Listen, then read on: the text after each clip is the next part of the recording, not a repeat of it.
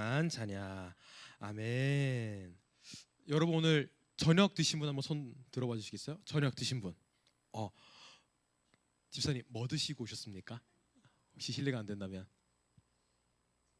뭐 드시고 오셨나요? 저녁 메뉴가? 콩나물국이요. 아 좋습니다. 다른 분 저녁 뭐 드셨나요? 물론 같이 있었지만 이삭 토스트 드셨나요? 네. 우리가 먹는 음식은 단순히 그냥 배를 불리기 위함도 있지만 생각보다 큰 힘을 가지고 있습니다. 이천 하면 쌀이 생각나고요. 대게 하면 영덕 대게 생각나고요. 포항하면 목사님 포항하면 뭐가 유명합니까? 물회, 과메기. 아 그렇죠. 과메기 유명하죠. 가평하면 혹시 뭐가 유명한지 아시나요? 네, 잘 아시네요. 보령하면 머드. 네, 좋아요. 그쵸. 머드 있고 김도 있고 녹차도 있고 한라봉하면 제주도 생각나죠. 네. 음식은 지역을 이렇게 대표합니다. 근데 단순히 지역만 대표하진 않아요. 우리의 기억도 많은 영향을 끼치거든요. 음식은 기억을 지배합니다. 그래서 우리의 추억을 대표하기도 합니다. 집밥하면 떠오르는 이미지들이 있죠. 육개장 하면 장례식이 생각나고요. 케이크 하면 생일이 생각이 나고요. 또 제 개인적으로 제 어릴 적에 장어구이 하면 저기 경상남도 기장이 생각이 납니다. 부모님이 항상 거기로 데려가셨기 때문에 강된장이나 파전을 보면 저희 외할머니가 떠올라요. 꼭 부산을 내려가면 해주시는 음식이기 때문입니다. 각자에게 이른바 소울푸드라고 하는 게 다들 있을지도 모르겠어요. 추억의 음식. 나 이건 진짜 내가 너무 좋아하는 음식이야. 이것만 보면 내가 이게 떠올라 하는 음식이 있을 거예요. 따라서 먹고 마시는 것은 기억과 아주 밀접하게 연결되어 있습니다. 그리고 이러한 먹고 마심이라는 일상에서의 행위, 아주 기본적인 행동을 그리스도와 연결한 것, 하나님의 일하심과 연결한 것, 그것이 바로 성찬입니다. 바울도 이것을 놓고 이렇게 이야기합니다. 함께 오늘 본문 16절과 17절을 함께 읽어보시면 좋겠습니다. 시작. 우리가 축복하는 바 축복의 잔은 그리스도의 피에 참여함이 아니며 우리가 떼는 떡은 그리스도의 몸에 참여함이 아니냐. 떡이 하나요 많은 우리가 한 몸이니 이는 우리가 다 한 떡에 참여함이라. 아멘. 그리스도의 피에 참여하고 몸에 참여한다. 그리스도가 흘리신 피를 기억하고 죽고 부활하신 그 사건을 기억하고 하나님의 일을 기억하는 것, 축복의 잔과 떡에 담긴 그 일, 바로 그 안에 담긴 의미로 우리는 한 가지의 정체성을 공유하게 됩니다. 그건 바로 그리스도로 말미암아 주의 자녀가 되었다, 자유의 몸이 되었다. 그래서 그리스도의 식탁은 정체성의 식탁인 것입니다. 주의 자녀들이 한데 모여서 하나님의 행하신 일을 기억하는 것입니다. 나를 기념하라 라고 하셨던 예수님의 말씀을 지키는 자리가, 그리고 예수님의 말씀이 실천되는 자리가 바로 성찬의 자리인 겁니다. 그렇기에 먹는다는 것, 곧 소비한다라는 것은요, 기억과 연결되어 있고 그 기억은 우리의 정체성과 뿌리 깊게 연결되어 있습니다. 이것을 예수님께서 사용하신 것이죠. 자, 그럼 우리가 성찬을 살펴봤으니, 주의 잔과 떡에 참여한다는 걸 살펴봤으니, 이번에는 반대편을 한번 살펴보려고 합니다. 우상 숭배의 자리, 귀신의 자리에 참여한다라는 말이 대체 무슨 뜻일지, 우리가 우상 숭배라는 말만 들어도 굉장히 부정적으로 느껴지고, 그거 하나님이 하지 말랬는데 싫어하시는데 라는 게 굉장히 느껴지거든요. 그렇기 때문에 우리는 이것을 잘 지켜 나가야겠죠. 우상 숭배하지 말아야겠죠. 그럼 우상 숭배를 하지 않는다는 게 정확히 무슨 일일까요? 단순히 제사를 멀리하거나 다른 종교 의식에 참여하지 않는다? 이런 뜻일까요? 그거는 아닌 것 같았어요. 네. 그래서 제가 좀 궁금해졌습니다. 저도 이 말씀을 제가 이거를 하고 싶습니다 해놓고 제가 이걸 읽으면서 진짜 우상 숭배를 하지 않는다는 게 뭐지 궁금해졌어요. 그리고 저도 그걸 통해서 하나님께서 주시는 말씀을 따라 아하 하고 또 깨닫게 된 게 있는데요. 궁금한 게 있다면 성경에서 찾아라. 이게 제가 배우고 있는 신학교에서의 가르침입니다. 가장 궁금한 것들은 성경에서 찾아야 되니 우리 함께 성경에서 찾아봤으면 좋겠습니다. 고린도전서 8장 4절입니다. 앞에 띄워주세요. 고린도전서 8장 4절 함께 읽겠습니다. 그러므로 우상의 제물을 먹는 일에 대하여는 우리가 우상은 세상에 아무것도 아니며 또한 하나님은 한 분밖에 없는 줄 아노라. 오, 그러면 음식 먹는 건 상관이 없나? 자, 본문 21절 한번 보겠습니다. 고린도전서 10장 21절입니다. 시작. 너희가 주의 잔과 귀신의 잔을 겸하여 마시지 못하고 주의 식탁과 귀신의 식탁에 겸하여 참여하지 못하리라. 안 될 것 같죠? 아래 10장 25절입니다. 함께 읽겠습니다. 시작. 무릇 시장에서 파는 것은 양심을 위하여 묻지 말고 먹으라. 어쩌자는 걸까요?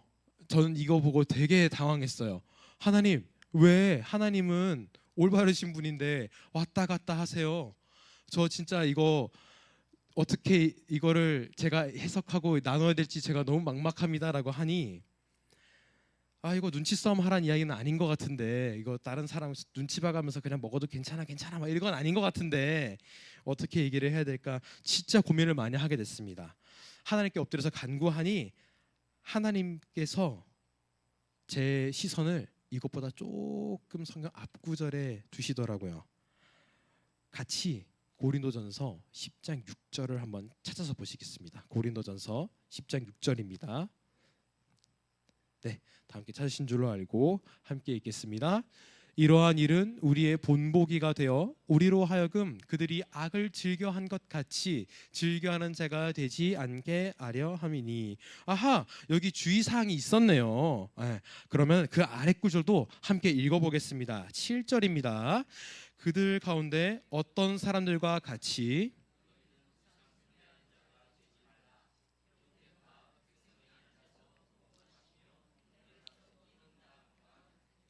그들 중에 어떤 사람들이 음행을 하다가 하루에 2만 3천 명이 죽었나니 우리는 그들과 같이 음행하지 말자.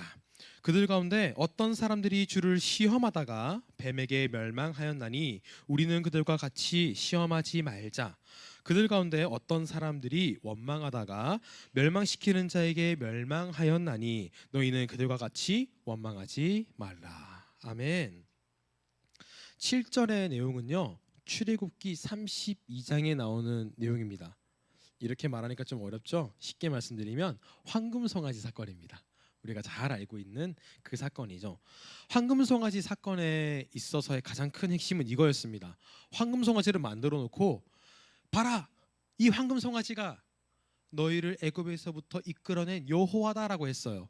그들이 섬긴 것은 여호와였고 부른 것도 여호와였지만 그들이 행동한 것은 하나님을 왜곡해서 이해하고 정의 내리고 편집하고 재단했던 내용입니다. 하나님을 있는 그대로 인정하지 않고 왜곡했던 사건이었어요. 모세가 올라가서 내려오지 않으니 불안해서 만들어낸 우상 사건이었죠. 8절의 사건은 음행입니다.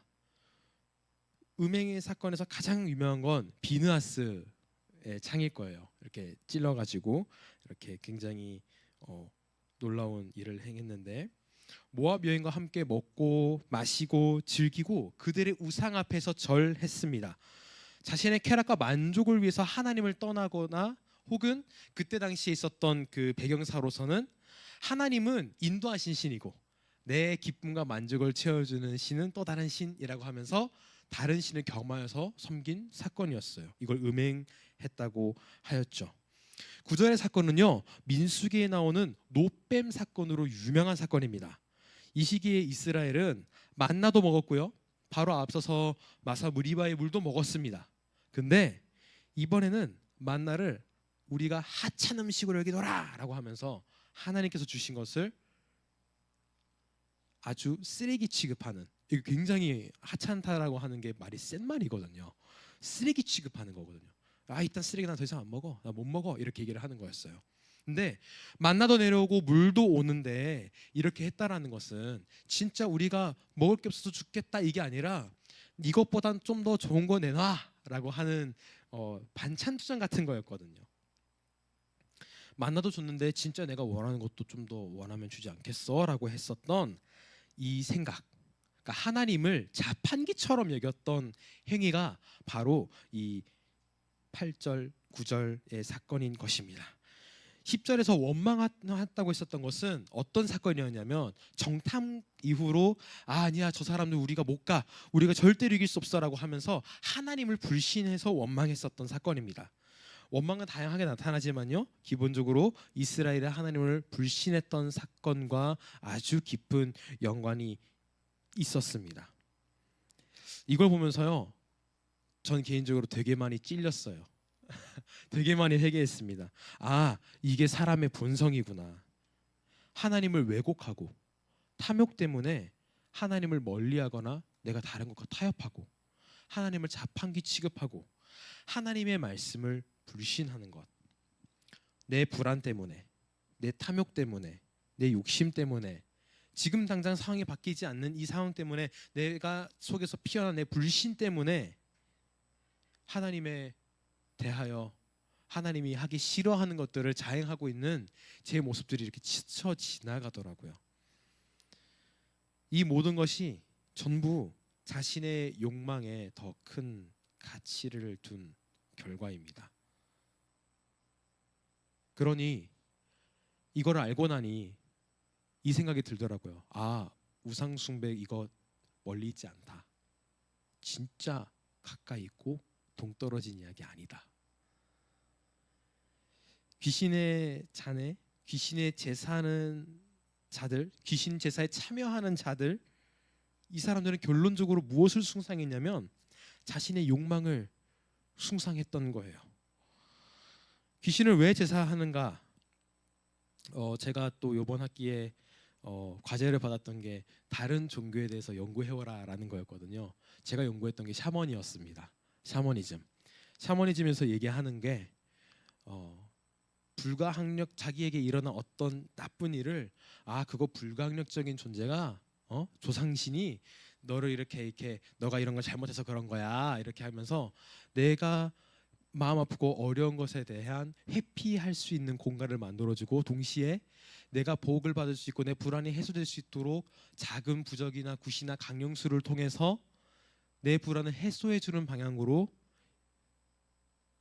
접근하고 상담해주고 마음을 들어주니까 요즘 청년들이 생각보다 아주 단순하게 그거 우리 전 보러 갈래? 타로 보러 갈래? 라고 이야기를 하게 된다라고 하더라고요. 그러니까 자신의 불안이나 불만을 해소하고 자신의 욕망을 성취하기 위해서 그런 곳을 찾아간다라는 거였어요. 그래서 너무 충격적이었죠. 나도 어쩌면 내가 요행을 바라면서 하나님을 그렇게 왜곡하고 있지는 않았나. 되게 많이 저는 회개하게 됐습니다. 근데 이 다음 구절이 이스라엘의 제사와 관련된 구절이었거든요. 그럼 왜 이스라엘은 하나님 앞에 제사를 드렸을까? 하나님께서 원하시는 진짜 올바른 예배, 제사의 이 형태는 무엇이었을까? 자신의 불안이 아니라 죄의 문제를 해결하고 자신의 욕망이 아니라 하나님의 뜻을 성취하는 데 그 포커스가 있더라고요. 그래서 하나님이 이스라엘에게 5가지나 되는 제사를 레위기에, 그 재미없는 레위기에게 이렇게 열심히 적어 주셨던 것이었더라고요. 그리스도의 십자가도 마찬가지입니다. 그리스도가 그 십자가에서 단번에 드린 제사의 의미는 이겁니다. 내 불안함, 내 감정적인 욕구, 재정적인 문제가 아니라, 그것도 중요하지만 그것보다 훨씬 치명적이고 중요한 죄의 문제를 해결하신 게 그리스도의 사건입니다. 나의 뜻, 나의 욕망이 아니라 하나님의 뜻이 먼저 이루어지는 것. 예수님께서 직접적으로 베드로에게 밝히셨던 그 내용에서도 알 수 있듯이 예수님의 뜻은 거기에 있었습니다.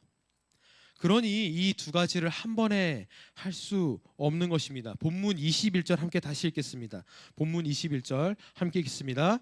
너희가 주의 잔과 귀신의 잔을 겸하여 마시지 못하고 주의 식탁과 귀신의 식탁에 겸하여 참여하지 못하리라. 하나님의 사랑, 그리스도께서 하신 일, 그 뜻에 참여하고 기억하는 그 잔에, 그리고 내 욕망, 내가 해온 일, 내가 쌓은 업적, 나의 계획을 기리는 잔, 이 두 가지가 양립할 수가 없겠더라고요. 우리는 언제나 이 앞에 서서 둘 중 하나를 택해야 합니다. 우리 함께 마태복음 6장 24절 앞에 띄워주세요. 마태복음 6장 24절입니다. 함께 읽겠습니다. 한 사람이 두 주인을 섬기지 못할 것이니 혹 이를 미워하고 저를 사랑하거나 혹 이를 중히 여기고 저를 경히 여김이라. 너희가 하나님과 재물을 겸하여 섬기지 못하느니라. 한 사람이 두 주인을 섬기지 못한대요. 결국 내 욕망을 섬기거나 하나님을 섬기거나 우리는 언제나 선택의 기로에 놓여 있습니다. 그러니 22절이 우리에게 너무나도 명확하게 외치고 있는 거죠. 함께 읽겠습니다. 본문 22절 함께 읽겠습니다. 그러면 우리가 주를 노여워하시게 하겠느냐? 우리가 주보다 강한 자냐? 내 욕망이 하나님보다 앞서게 해서 하나님을 노여워하시게 할 건가? 질투의 하나님이신데 그 하나님께 너가 그렇게 나아가겠느냐? 제가 이 말씀인데 저한테 너무나도 큰 질책이 왔어요. 질타가 왔어요. 아, 내가 하나님을 입맛대로 편집하고 거래하고 조종하려고 하다니 내가 주를 불신할 만큼 내가 주보다 강한 자인가? 이 상황을 내 마음대로 안 된다고 해서 내가 하나님을 불신할 만큼 내가 능력이 있다라는 건가? 내 마음대로 하면 될 줄 알았던가? 여러분, 예배의 자리에서 성찬의 자리, 그리고 말씀 묵상의 자리에서 삶의 예배에 이르기까지, 먹고 마시는 모든 일에 이르기까지 우리는 주님을 기억해야 할 줄로 믿습니다. 우리는 그분이 하신 일을 기억해야 합니다. 근데 이거 어려워요. 너무 쉽지 않아요. 왜냐하면 우리의 본성이 죄로 기울어져 있잖아요. 태생적으로 불안함에 더 민감하게, 나의 연약함에 더 민감하게 반응해요. 다른 어느 기관, 그 통계청에서 특히 마케팅을 하는 데 있어서 수십억을 들여서 한 통계 연구 결과가 있습니다. 이 사람들이 어떤 것을 마케팅하고 홍보할 때에 이걸 하면 이게 좋습니다라는 말보다 이걸 하지 않으면 당신은 이런 공경에 처할 것입니다라는 말에 80%나 더 많이 반응했다고 해요. 우리는 기본적으로 부정적인 것에 더 잘 반응하는 존재입니다. 우리가 연약함, 우리 없는 것에 더 눈이 잘 가는 존재예요. 앞서 본 이스라엘의 뼈아픈 실수들, 우리가 앞에서 봤던 7장, 8장, 9장, 10절에 나왔었던 그 실수들, 본보기들, 그들 이미 홍해 바다를 경험한 세대입니다. 앞서서 만나를 먹었고 메추라기를 먹었고 돌에서 물이 쏟아지는 것을 경험한 사람들입니다. 그들은 기적을 경험했고 모세가 함께 있었는데도 불구하고 그들은 강팍하고 완고했습니다. 저는 오죽하겠어요. 그래서 12절에서도 말합니다. 그런즉 선줄로 생각하는 자는 넘어질까 조심하라. 너무 치명적인 내용이죠.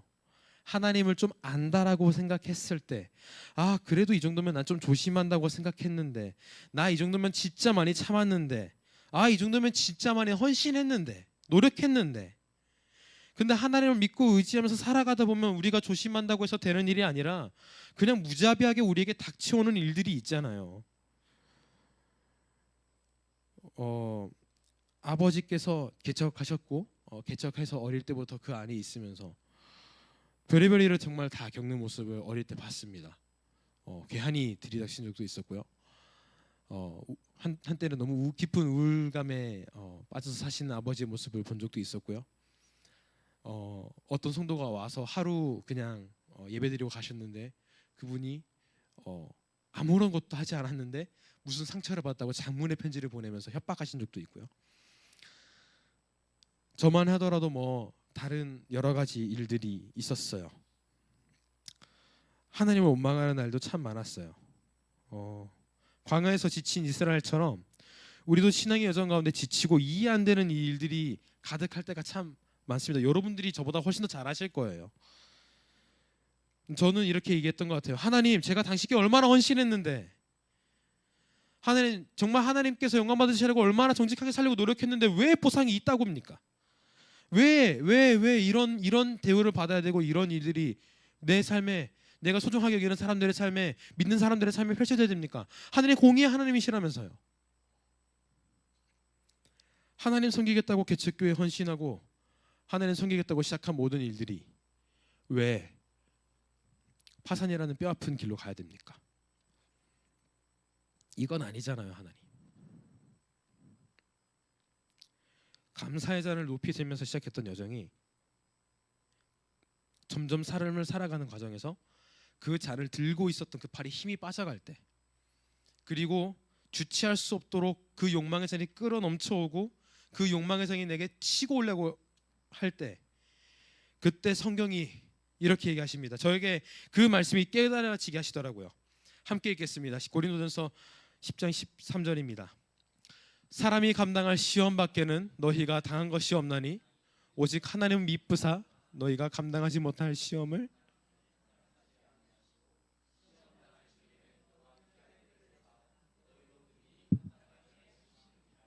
아멘. 그런즉 내 사랑하는 자들아, 우상 숭배하는 일을 피하라. 우상 숭배하는 일을 먼저 피하라고 배치하지 않으셨더라고요. 하나님이 이쁘셔서 그 시험 앞에서 감당할 만한 힘을 주실 거라고 약속하시고, 그 다음에 우상 숭배를 피하라고 친히 이야기하셨더라고요. 하나님이 그 팔을 잡아주실 거다. 감사의 잔을 들고자 하는 너에게, 감사의 잔을 기억하려고 애쓰는 너의 그 팔을 잡아주실 거다. 너가 엎드려져도 아주 넘어지지 않을 것이다. 결국 우리가 하나님을 택하고 내 욕망의 잔보다 그리스도의 잔을 택하고 들 수 있는 이유는 능히 감당하게 하시는 이가 미쁘시고 의로우시고 신실하신 우리 주 하나님이시기 때문입니다. 그래서 우리는 언제나 선택의 기로에 섭니다. 여러분, 제가 받았던 그 질문을 하나님께서 나누기를 원해서 나눕니다. 여러분, 어느 잔을 높이 드시겠습니까? 나의 불안이 가득한 잔, 나의 두려움이 가득한 잔, 나의 욕망이 가득한 잔입니까? 아니면 그리스도의 사랑이 가득한 잔, 하나님을 향한 감사가 가득한 잔, 하나님의 뜻이 가득한 잔, 그 둘 중의 잔 속에서 어떤 것을 선택하시겠어요? 우리는 언제나 이 두 갈래길 앞에 서 있고 이 두 가지 중 하나를 선택해야 한다라는 사실을 기억해야 합니다. 그러나 한 가지 더 기억해야 될 것은 우리 곁에는 미쁘신 하나님께서 함께 하신다는 사실을 또한 기억하시면 좋겠습니다. 우리에게 우상 숭배하지 말라고 명령하신 이는 하나님이십니다. 그러나 위로가 되는 것은 그 능력, 그 유혹을 이겨낼 용기를 주시는 분 또한 하나님이시라는 겁니다. 이제 우리는 내 유혹을 이기는 힘을 얻었습니다. 그리고 거기에서 더 나아가서 한 떡에 참여한다라고 하셨던 그 말씀처럼 우리 옆 사람을 위해, 이웃을 위해, 함께하는 우리 공동체를 위하여 배려하고 타인의 믿음을 지켜주는 능력까지도 허락하신다는 사실을 우린 기억해야 합니다. 그래서 이 뒤에 나오는 말씀이 타인을 배려하는 내용의 말씀이 나오거든요. 우리가 미쁘신 하나님을 기억해 나가면서 하루하루를 주님과 함께 동행하며 살아나가는 온전한 주님의 자녀들이 되기를 소망합니다. 우리 함께 들은 말씀을 가지고